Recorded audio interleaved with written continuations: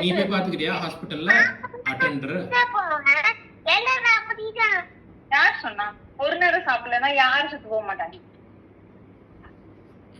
அம்மா எத்தனை தடவை ஒரு நேரம் சாப்பிடாம இருக்கேன், உங்க அப்பா எத்தனை தடவை ஒரு நாள் ஃபுல்லா சாப்பிடாம இருக்கிறாங்க. போடா நீ போ ஹாஸ்பிட்டல். இதுக்கு மேல அம்மா கூட டெய்லி ஈவினிங் பார்க்குக்கு போவான் நான் விளையாடுறதுக்கு.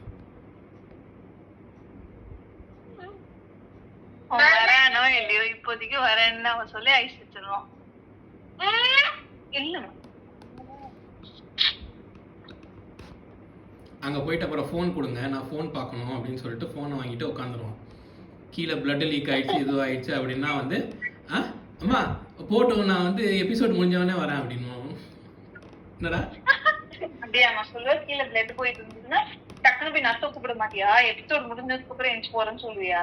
இல்ல பாரு அப்பா எப்படி சொல்றாங்கன்னு.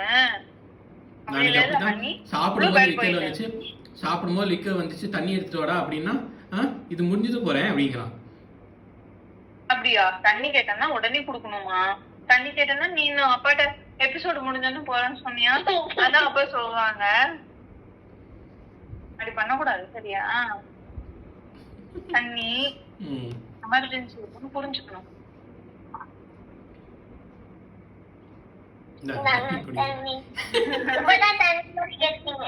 சரிம்மா சரி. எனக்கு இல்ல அப்பா சொன்னாங்கன்னு சொன்னேன். எந்திரிமா படுக்கலாம். மணி 10 ஆச்சு. போய் படு. சீக்கிரம் தூங்கி நாளைக்கு சீக்கிரம் எந்திரி.